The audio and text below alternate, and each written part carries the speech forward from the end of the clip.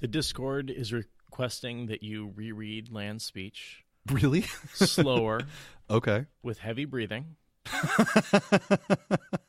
in front of a couch. In front of a roaring fireplace on a leather couch with a cigar and a glass of scotch. Okay, well, I don't have any of those things except my voice. I don't know what kind of apartment you think we live in, but What kind of basement do you think we're recording this in?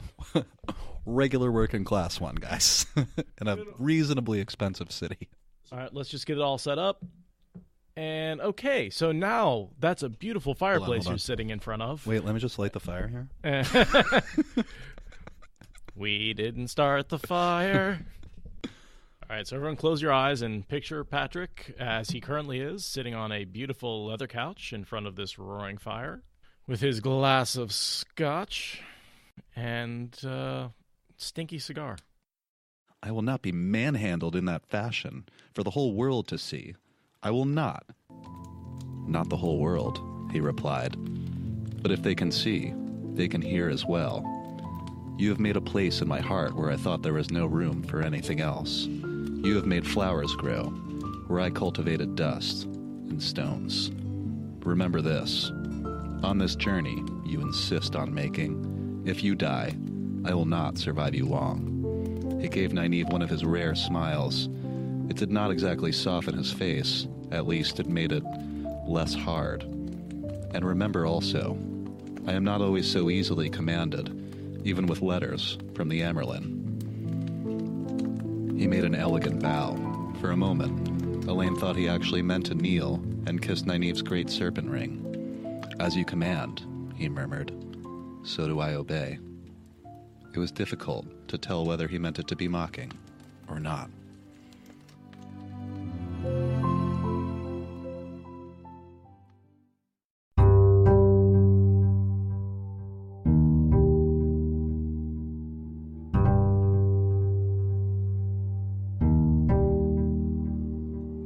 This is the Wheel of Time Spoilers podcast. Your hosts are Seth Jacobson and Patrick Heiler. Hi, I'm Seth. And I'm Patrick. Chapter 16, Leavetakings, and our symbol is the tree in bloom, because there are 3 tree symbols, right? Yes. Tree during the day, the tree at night, and the twisted, tainted tree.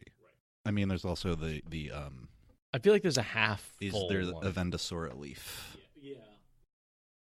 But these tree icons, there's like 3 or I want to say there's 4 different versions, because I think there's the twisted one, the barren one, the half full one, and then the full one. Lying on sweat-soaked sheets, staring at the ceiling, Perrin realized that the darkness was turning to gray.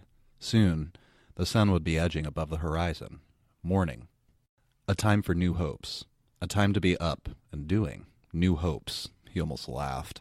How long had he been awake? An hour or more surely this time.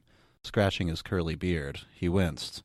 His bruised shoulder had stiffened, and he sat up slowly. Sweat popped out on his face as he worked the arm. He kept at it methodically, though, suppressing groans and now and again biting back a curse, until he could move the arm freely, if not comfortably. Such sleep as he had managed had been broken and fitful. When he was awake, he had seen Fail's face, her dark eyes accusing him, the hurt he had put there making him cringe inside.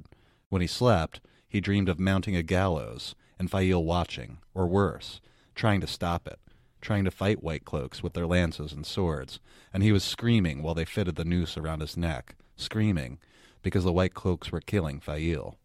Sometimes she watched them hang him with a smile of angry satisfaction. Small wonder such dreams wakened him with a jerk. Once, he had dreamed of wolves running out of the forest, to save both Fail and him, only to be spitted on White Cloak lances, shot down by their arrows. It had not been a restful night. Washing and dressing as hurriedly as he could, he left the room as if hoping to see memories of his dreams behind. Little outward evidence remained of the night's attack. Here a sword-slashed tapestry, there a chest with a corner splintered by an axe or a lighter patch of stone-tiled floor, where a blood-stained rug had been removed. The Majir, in her liveried army of servants out in force, though many wore bandages, sweeping, mopping, clearing away, and replacing. She limped about on a stick, a broad woman, with her gray hair pushed up like a round cap by the dressing wound around her head, calling her orders in a firm voice, with a clear intention of removing every sign of the stone's second violation. She saw Perrin, and gave him an infinitesimal curtsy. Even the High Lords did not get much more from her, even when she was well. Despite all the cleaning and scrubbing, under the smell of waxes and polishes and cleaning fluids, Perrin could still catch the faint scent of blood, sharply metallic human blood, fetid Trolloc blood, acrid Myrddraal blood, with its stink that burned his nostrils. He would be glad to be away from here. So you're right to be skeptical of the half-full tree? I think I made that one up. Okay. I believed it, though. I love that I can get you to believe things that aren't real. Well, sometimes I just got to take your word for it. I'm not going to research everything. Anything in particular to say about this opening paragraph? No, I mean, I let it run pretty long because it gives us a really good scene intro. Perrin's now walking through the stone, and just the night before was the attack. Yeah, he's post-battle, stiff, bruised. Everyone's cleaning up after the blood spilled and Trollocs, and everyone's bandaged and wounded. And, injured. Yeah. And he appears to have a bunch of nightmares. I don't think there's any truth to the dreams he was having. They're I don't just think fear so. Yeah. dreams. The regular type of dreams, guys. Yeah. And then that just leaves us off with Perrin walking through the stone. He's headed to Loyal's rooms because he's going to ask him to help him get to the Two Rivers quickly using the ways. Little does he know that Fail got there first. I got to admit, I was annoyed by this sequence every time I've read it, I think. Just that they can't just stop it. Just sit down and talk for a second and get over yourselves. Yeah, buckle in, Patrick. This isn't the first time this happens. Yeah, well. They treat the relationship often more like a contest than a partnership. Yeah, it kind of is in some ways. Well. And they both want their way here. And they don't, Perrin's hiding the fact that he's going there to die. And that sets up a contentious relationship between the two of them. Yeah, and to be fair, Fail is being a jerk, yes, but also if Perrin would just tell her what is happening, that would probably be helpful. I mean, she's being a jerk because he's abandoning her and he's basically not telling her the truth about his feelings. Yeah, he also said as far as she can tell, maybe I will hang out with Berlan. Right. He's like, no, you won't. Egg and I are saying if two characters could just talk, this series would be a lot shorter. It would, but you know what? It's real. That's real. Yeah.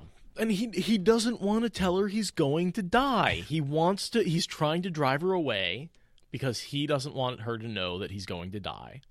And her response to him being a butthead is to, force him into this weird bargain because he's being a butthead, but she doesn't know why he's being a butthead. She doesn't know why he's got a legitimate reason for being a butthead, and he can't tell her because then she'll try and stop him. So there's this inherent dynamic between them that arises from the situation. It's not necessarily that they're just being stupid. No, yeah, Perrin's being a butthead, and Fail's like, oh, you want to be a butthead? Watch how big of a butthead I can be. Yeah. They're having a jerk contest. That's a... You haven't seen Butthead till you've seen my Butthead. Jerk off, if you will. Sorry. But let's see who wins. Oh, geez. The biggest jerk competition. Let's see here.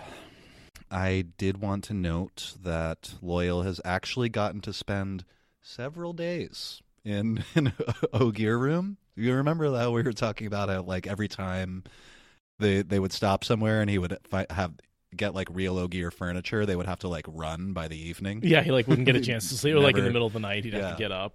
He's like, oh, I was just gonna enjoy this. So he's sleeping on the floor next to a bed, right? It's... They're all too small. Yeah, but yeah, here he's actually been staying in the stone for a while, and they have Ogier quarters, and he's been enjoying them and making his notes. Good morning, Perrin, he rumbled. And Perrin walks in, and Loyal's apartment is filled with flowers. Filled. Because, we've been doing a lot of flashing back to the Battle in the Stone, because we saw it all from Rand's perspective, but we didn't really get to see what Loyal was doing, which was guarding a chamber full of women and children from everything that was in the stone that night. Trollocs, fades, whatever it was, he did not budge, and he had no backup. He was doing it by himself. Yeah, so for the record, in a moment here, Fail pops out from behind some flowers, and she's like, oh, guess what? But she also kind of rubs it in that Loyal, she says, Loyal, Fail said, standing up from behind one of the banks of flowers with a book in her hands, is a hero. Perrin jumped. The flowers Master sent completely. But also, he gathered as many children as he could, and some of their mothers, into a large room, and held the door, alone, against Trollocs and Myrddraal through the entire fight. These flowers are from the women of the stone, tokens to honor his steadfast courage, his faithfulness. So she's rubbing that in. Oh, yeah. You think you want to be with Barrelane. You should be more like an Ogier. And that's a cool image. Loyal just rounding up children and like tossing them into this room, and then as the fighting gets hot, he just slams the door shut and leans against it for however long it takes. Oh, I always assumed he was outside the door in the hallway, and whenever anyone came down the hallway and tried to get in, he killed them. I imagine he killed she just says lot. Held the door alone. So you're right. That doesn't mean, I imagine him literally just holding the door against Trollocs trying to push it, which in theory an Ogier could maybe do. Even, Hold the door. Hold door.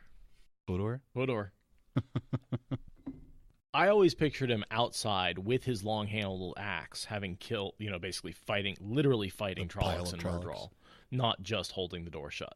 And it does say just a little before that, the flowers catch Perrin's eye, and what really caught his eye was the swollen knot on Loyal's head, the size of a man's fists, and the heavy limp in Loyal's walk, as if Loyal had been hurt too badly to travel.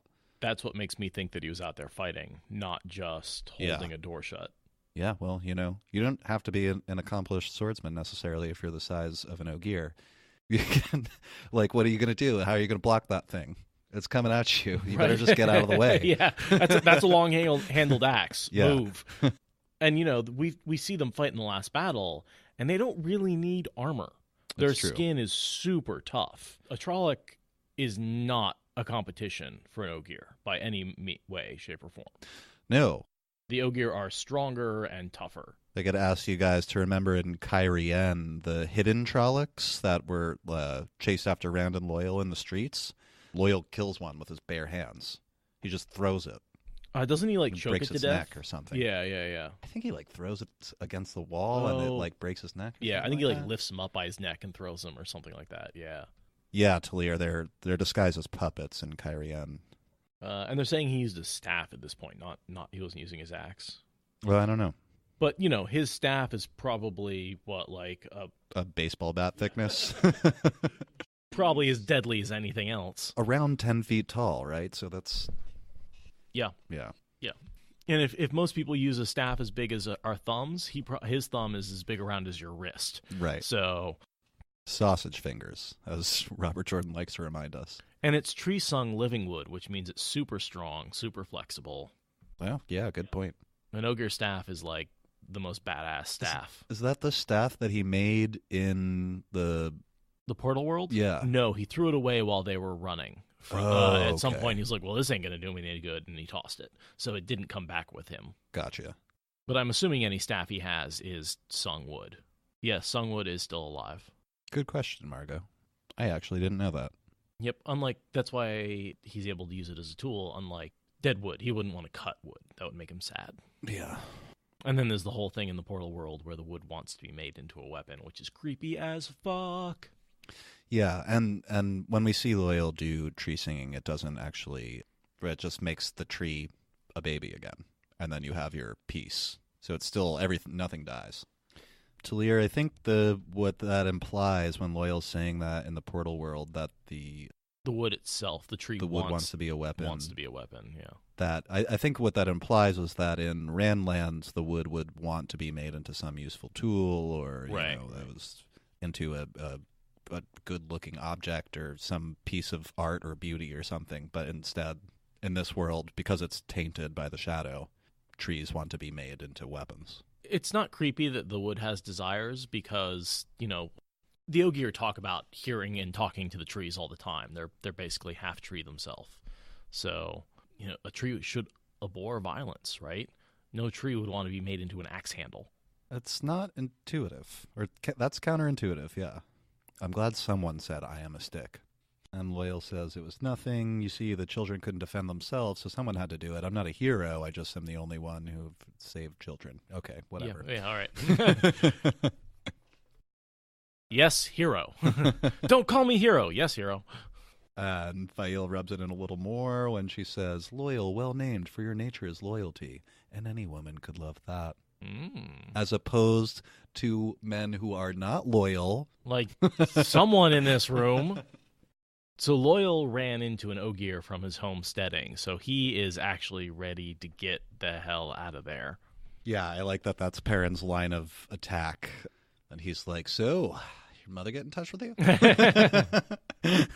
Called your like, mother lately? Nope. Ogier, know you're here? Guess we better get going. That's like probably the only reason Loyal was willing to actually use the ways is not because it was urgent for Perrin. He like doesn't protest much at all because he's like, ooh, gotta get away from my mother. That's way more important than losing my soul. Oh, that is funny, Morgana's. Perrin is in the doghouse. Who let the Perrin out? Who? Perrin tells Loyal, I need to go back to the Two Rivers, and by the way, your mom won't find you there. Will you take me? And Loyal's, once he realizes what the situation is, he's like, yeah, absolutely, of course. Like, I'll help save your family. Sure. And Fail's like, but you already promised me. And he's like, no, I didn't. And she's like, well, technically. I would love to know the actual wording of that promise. Because the way Loyal talks about it and the way Fail talks about it are very, very different. And for some reason, I trust Loyal's wording more. I do too. But I believe that, everything Fail is saying is true. Like, Loyal's not denying. Right. But it's an Aes Sedai truth. Loyal's like, surely this pressing situation is more important than your tourism, which is essentially what she got him to promise, that he would show her a gateway and bring her in and take her somewhere at some point. How did she get him to promise that? Loyal only took Moraine and the boys into the ways at the direst of situations. It sounds like, from the context, I did, Loyal protested, but only because you refused to believe I would show you the ways. You said you would not believe unless I swore. I will do as I promised, but surely you do not want to step ahead of Perrin's need. So he's saying, like, yeah, I promised, but, like, look, this is important. Right. You can be a tourist later. And she says, you promised to take me into the ways whenever I asked and before you took anyone else, to take me whenever I wanted, I imagine he promised to do these things because he didn't realize why it would matter. Right. Be like, yeah, sure, I'll take you because I'm never going to take anyone else ever again. Like, this isn't a thing that's fun, Fair. Yeah, I'm imagining Loyal just being like, yeah, sure, yeah. Stop asking. I guess. Yeah, she must have just pestered him into it. So they're taking the ways to get there as quickly as possible. And Perrin's like, oh man, Light only knows what they've done already. Yeah. And I think that's a little bit of foreshadowing for the fact that his family's already dead. I think that's probably the first thing the White Cloaks do. Yeah. Just walk in and be like, where are the Ibaras? I think it's the first thing Fane does. Because I think Fane is the one who kills the family. It gets blamed on Trollocs and then on White Cloaks. I don't know if it's ever blamed on White Cloaks. I don't know, but the Trollocs are Fane's doing, right? Yes. Well, the Trollocs are Slayer's doing, right? Because Slayer's bringing the Trollocs in. Oh my gosh, I forgot that whole element that Slayer's there as well. Yeah, and Fane's I think he's got his own little complement of corrupted Trollocs. But there's Fane and his Trollocs, Slayer and his Trollocs, the White Cloaks, and then Perrin and the Two Rivers folk. So there's a lot of different factions in the Two Rivers at that point. Well, so Fail's like, well, Loyal, you swore that you would do this, and I want to go, and I'm going to the Two Rivers, and Perrin can't come unless he asks. And Perrin's like, I'm not going to ask you to, like, let my friend help me save my family? Like, that's ridiculous. And again, he doesn't want her there because he's going to kill himself, and that's going to upset her. Yeah. And he's like, in the long run, he is trying not to upset her by upsetting her a lot. Yes. But they both draw a line in the sand. She says, he has to ask. And he replies, well, you can't stop me following. Yeah. So I'm going to follow. And she's like, well, but you can't join us unless you ask. And he's like, fine. Fine. I'll just follow. And then this sets up the conflict that goes for until he finds out his family's dead. Yeah. I love how Loyal the whole time is like, does not understand what's happening and keeps being like, oh, well, that works out. You want to go to the Two Rivers? You want to go to we'll just all go to the Two Rivers then. This is perfect. Yeah. Theo's like, no. No, that's not the point. He has to ask. And Loyal's like, well, Perrin, why don't you just ask then? And Perrin's like, no. I'm not asking for anything. And Loyal's just like, oh, well, where's the line? I can just see him on the couch with his head in his hands, just like shaking his head. Like, oh my God, what is going on? Stubborn humans, Theogir muttered. Hasty and stubborn, even when haste lands you in a hornet's nest. And that's when Perrin starts talking to Loyal and Fael's yelling at him, and he's just pretending like he doesn't. Yeah. He's just like, all right, we figured this out. This is the plan. Best if we leave early. And then I love how she's like, that's my decision to leave early. We're leaving in 2 hours. He's like, yeah, that's what I said. That's what I wanted to do. She's like, but I decided that. Okay. All right, whatever. All right. Sure. And Perrin has the conversation. And yeah, Fael, just like you said, is yelling at him the whole time. And eventually he's like, cool, all the plans are made. And he turns and walks out, and a book slams into the door as he closes it. Don't throw Loyal's books. I kind of imagined it was a dagger. Oh, well, maybe. Probably not. Probably a book. Was she holding a book? Yes. Okay. And then I figured I'd read this little scene with Gaul, because Gaul's awesome. I love Gaul. When he turned to go, one of the Aiel was approaching. A tall man, with reddish hair and green eyes who could have been Rand's older cousin or a young uncle. He knew the man and liked him, if only because Gaul had never given even a flicker to notice his yellow eyes. May you find shade this morning, Perrin. The Majir told me to come this way, though I think she itched to put a broom in my hands. As hard as a wise one, that woman. May you find shade this morning, Gaul. Women are all hard-headed, if you ask me. Perhaps so, if you do not know how to get around them. I hear you're journeying to the Two Rivers. Light, Perrin growled before the Aiel could say more. Does the whole stone know? If Moraine knew, Gaul shook his head. Rand al'Thor took me aside and spoke to me, asking me to tell no one. I think he spoke to others, too, but I do not know how many will want to go with you. We have been on this side of the Dragon Wall for a long time, and many ache for the threefold land. Come with me? Perrin felt stunned. If he had Aiel with him, there were possibilities he had not dared consider before. Rand asked you to come with me? To the Two Rivers? Gaul shook his head again. He said only that you were going, and that there were men who might try to kill you. I mean to accompany you, though, if you will have me. Will I? Perrin almost laughed. I will that. We will be into the ways in a few hours. The ways? Gaul's expression did not change, but he blinked. Does that make a difference? Death comes for all men, Perrin. It was hardly a comforting answer. Does it matter? No, I'm not afraid to die. Oh, okay. The ways. Gaul blinked, which in any other man would be a just shock of horror. The ways? What? Also, I like the sentence. He knew when they were introducing Gaul, he knew and liked the man, if only because Gaul had never given even a flicker of notice to his yellow eyes, and because I rescued him from a cage. And chopped a bunch of White Cloaks apart in the middle of the... I think it's funny he just skips over that he just, oh yeah, I rescued him when we killed a dozen men together. But I like him because he doesn't notice my eyes. You fight well for a wetlander. You sure do. Gaul basically has already pledged to Perrin. He doesn't mention that, but that's part of the reason why Gaul's coming with him, is because Gaul owes his life to Perrin. I never even thought of that before. Why else would Gaul be there? This is all an Aiel in a cage is a turning point in his life. That's true. And Rand asked him to, but so far to the Aiel, Rand is a possibility. He's not the Karakarn. He could be. Not yet. He could be. They're looking for the Karakarn. He might be the Karakarn, but he's not yet. No. So Rand's not the boss. Gaul's just like, yeah, if that guy needs help, I'll help him. And Gaul's the person he puts in charge of protecting Rand in the World of Dreams. Mm-hmm. He puts him and the wolves guarding the entrance to the boar in the Shao Ghul. He's what Aram should have been. Yeah. Also, in a fight, I'm pretty sure Batman would lose. Yeah. Even though I call Gaul Batman all the time because I just Well, don't you call see him that way. Ruark Batman? Probably interchangeably. Yeah. No superpowers, but doesn't matter. And Lan also Batman. Yeah. He's even more Batman. Lan's really Batman. Yeah. With the cloak that lets him fade into the background. So dark but good. Yeah. Brooding, but actually has a real soft spot. Batlan. Love it. Thank you, Margot. Batlan. Batlan. Batlan. Right, because Rand spoke to Gaul, but he spoke to others too, and Gaul's the only one that comes with him. Bane and Jihad?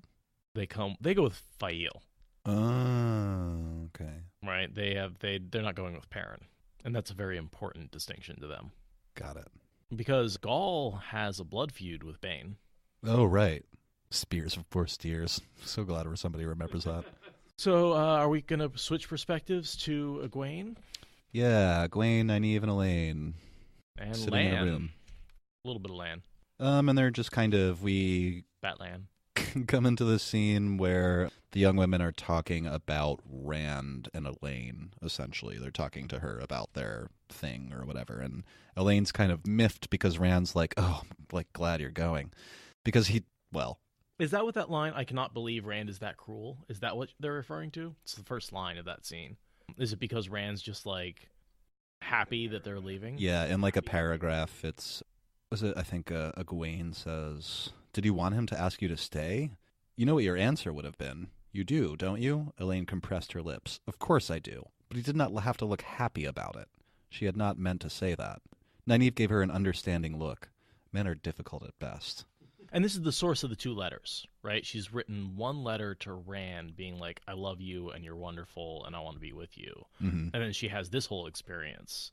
And at the end it's like, oh, I got to write him another letter. Yeah. And it'd be like, you better do what I say. Don't take advantage of me. You better honor our relationship and, just a bunch of other stuff. And so he has those two letters in his hand where he's like, what? These sound like two different tones. And I think one of them is basically Elaine. One of them's Elaine and one of them's Nynaeve. Just thinking the tones between those two characters. Apparently this is a very popular scene with people who enjoy the Lan-Nynaeve relationship. Nynaeve gave her an understanding look. Men are difficult at the best. I still cannot believe he would be so... Egwene began in angry mutter. Elaine never learned what she meant to say, for at that moment the door crashed open so hard that it bounced off the wall. Elaine embraced Saidar before she had stopped flinching, then felt a moment of embarrassment when the rebounding door slapped hard against Lan's outstretched hand. A moment more, and she decided to hold on to the source a while longer. The warder filled the doorway with his broad shoulders, his face a thunderhead. If his blue eyes could really have given off the thunderbolts they threatened, they would have blasted Nynaeve. The glow of Saidar surrounded Egwene, too, and did not fade.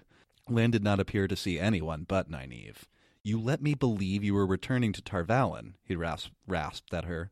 You may have believed it, she said calmly, but I never said it. Never said it? Never said it? You spoke of leaving today, and always linked with your leaving with those dark friends being sent to Tarvalon. Always. What did you mean me to think? But I never said, light woman, he roared. Do not bandy words with me. And he's fucking pissed. Yeah. Dude, Lan is on the verge of losing control. I mean, he has basically lost control at this point. Nynaeve has pushed him so close to the edge. He's trembling. He's flushing. He's stuttering. Lan is as emotional and as close to the edge about this woman. We never see him be emotional, except for in this scene. Oh, so rarely. Pretty much? Yeah.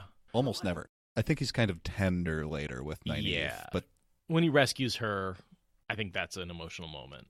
Yeah. But this is definitely the first time that we see him being emotional, besides an eyelid twitch or something like that. For the love of the light, at least tell me why. Tanchico? If Moraine has not told you, Nynaeve said gently, perhaps she has her reasons. We must do our tasks, and you must do yours. Nynaeve is so Aes Sedai in that sentence. Ugh. She's so Aes Sedai right there. Lan trembled, actually trembled, and clamped his jaw shut angrily. When he spoke, he was strangely hesitant. You will need someone to help you in Tanchico. Someone to keep a Tarabonner street thief from slipping a knife into your back for your purse. Tanchico was that sort of city before the war began, and everything I've heard says it is worse now. I could protect you, Nynaeve. Elaine's eyebrows shot up. He could not be suggesting... He just could not be. The only way to protect her would be to abandon his oath to Moraine.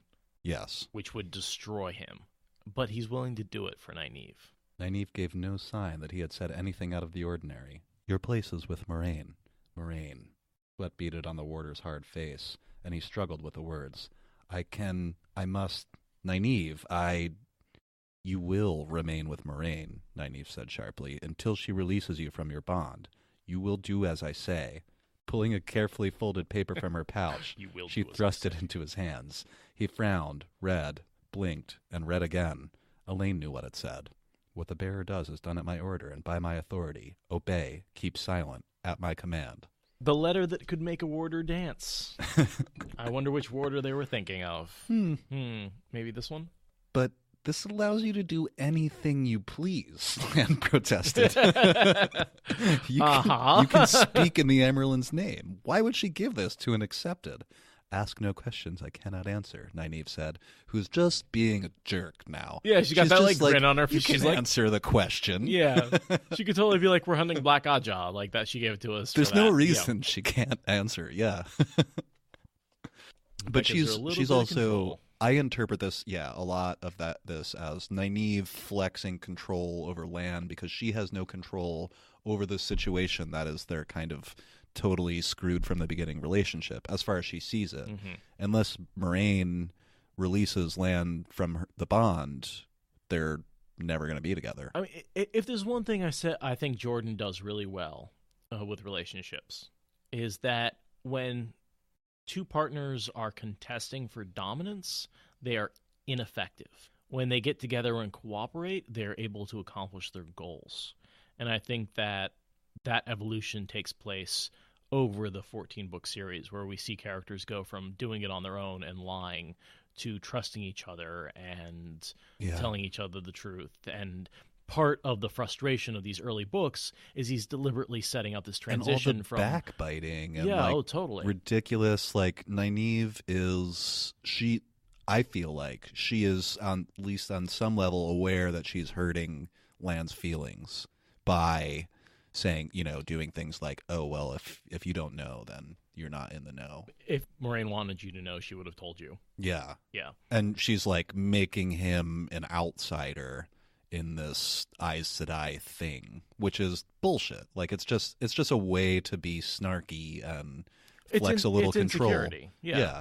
In a situation that she can't control. That's the way I see it. But at the same time, she has an opportunity to strip Lan's loyalty away from Moraine and take it for herself. And she is supporting him by knowing how disastrous that would be. Like, she's not totally selfish, because if she was totally selfish, she would be stripping him away from her. And later, Moraine. The women are sitting in a room talking about it, and I forget if it's Egwene or Elaine, it doesn't matter, says something like, do you realize what he just offered? And she was like, yes, but I want 100% of Lan. I'm not settling for 95. That's, She's like, I want every little bit of him, and she won't like surrender this fight. Like, she's not, unless she can bond him. Moraine releases him, she bonds him, and they're in their relationship. Yeah, there's a whole discussion about like the different ways this can end. How can he be with Nynaeve? Yeah. Either Moraine dies. Yeah, which they don't mention. Or releases him. Those are the only two. Yeah, because they don't want her to die, because he would there's a good chance he would die right after she does. Yeah. If she hadn't passed the bond on, he would have. Just count yourself lucky I do not tell you to dance for me. And Lan says, do you not? You dispose of me very neatly. My bond and my oaths, this letter. Lan had a dangerous gleam in his eye, which Nynaeve seemed to not notice as she took back the letter and replaced it in the pouch on her belt. You are very full of yourself, Alan Mandragordan. We do as we must, as you will. Full of myself? Nynaeve Elmira? I am full of myself? I am full of myself? Nynaeve is telling someone else they are full of themselves? Are you kidding me? Lan moved so quickly toward Nynaeve that Elaine very nearly wrapped him in flows of air before she could think. One moment, Nynaeve was standing there, with just time to gape at the tall man sweeping toward her. The next, her shoes were dangling a foot off the floor, and she was being quite thoroughly kissed. At first, she kicked his shins and hammered him with her fists and made sounds of frantic, furious protest. But her kick slowed and stopped, and then she was holding onto his shoulders and not protesting at all. Egwene dropped her eyes with embarrassment. Elaine watched interestedly. Elaine likes to watch. Yeah, that girl's got. I mean, you can see where she would work out with her, Rand, and a couple of other girls. She's a career woman. She's a queen. She's got stuff going on. She can't spend all this time like tending to a man. She's got shit to do. And she's studying, right? She's absolutely like in planning mode. Like how hasn't had a lot of exposure to this sort of thing, so she has to take it where she can get it. Apparently, the Discord is definitely describing this as the hottest kiss of the book. I mean, it probably is. It's pretty hot, yeah. Of the series, the series is one book, guys. I know it's split into different volumes, but it's one continuous story. Everyone agrees. There's not one dissenter here. All right, let's take a moment. Let everyone in the Discord let their temperature go down. Erections fade away. Like, everyone take a break. Fan yourself. Talk about the vapors. Have a mint julep. Come on, let's go. Mint julep. What is that even? I don't even got recipes now. Bucket glass, muddled mint, seltzer, ice, bourbon. That's easy. Oh, yeah, mint juleps, they're great. Oh, muddle with a sugar cube. Perfect for being hot. Sit out on the porch, fan yourself, and drink a mint julep. Get and have the enough vapors to not care. over land. So they want you to read the speech. There's literally people like are chanting and pounding the table. I can hear it. So he sets her down, and "You have no right," she began in a breathless voice, then stopped to swallow. "I will not be manhandled in that fashion for the whole world to see. I will not." Not for the world to see, but if behind closed doors, totally fine. "Not the whole world," he replied. "But if they can see, they can hear as well. You have made a place in my heart where I thought there was no room for anything else. You have made flowers grow where I cultivated dust and stones. Remember this. On this journey you insist on making, if you die, I will not survive you long." He gave Nynaeve one of his rare smiles. It did not exactly soften his face. At least it made it less hard. "And remember also, I am not always so easily commanded, even with letters from the Amerlin." He made an elegant bow. For a moment, Elaine thought he actually meant to kneel and kiss Nynaeve's great serpent ring. "As you command," he murmured. "So do I obey." It was difficult to tell whether he meant it to be mocking or not. "You didn't see that jab coming, did you, Nynaeve?" "Poke the meekest dog too often," Elaine quoted, "and he will bite. Not that Lan is very meek." Not in the slightest. "Poke a highly trained killing machine enough times." He may be riding the edge. Maybe on the edge. "Nynaeve, why did you do that? He was ready to go with you. I know you want nothing more than to break him free of Moraine. Do not try to deny it."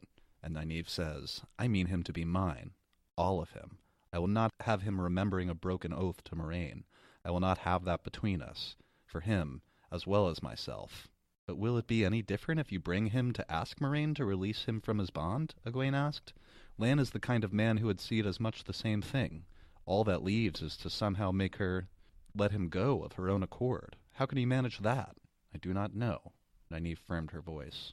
And then actually I just read right into the readout. I don't know if you want to say anything about this or if I should just keep going. Nope. "I do not know." Nynaeve firmed her voice. "Yet what must be done can be done. There is always a way. That is for another time. Work to be done, and we sit here fretting over men. Are you sure you have everything you need for the waste, Egwene?" "Avienda is readying everything," Egwene said. "She still seems unhappy, but she says we can reach Ruidian in little more than a month if we are lucky. You will be in Tanchico by then." "Perhaps sooner," Elaine told her, "if what they say about Seafolk Rakers is true." "You will be careful, Egwene? Even with Avienda for a guide, the waste cannot be safe." "I will. You be careful, both of you. Tanchico is not much safer than the waste now." Abruptly, they were hugging one another, repeating cautions to take care, making sure they all remembered the schedule for meeting at Teleran Riyadh Stone. Elaine wiped tears from her cheeks. As well Lan left, she laughed tremulously. He would think we were all being foolish. No, he would not, Nynaeve said, pulling up her skirts to settle a purse of gold into its pocket. He may be a man, but he is not a complete dolt. There had to be time between here and the carriage to locate paper and pen, Elaine decided. She would find time. Nynaeve had the right of it. Men needed a firm hand. Rand would find he could not get away from her so easily, and he would not find it easy to worm his way back into her good graces.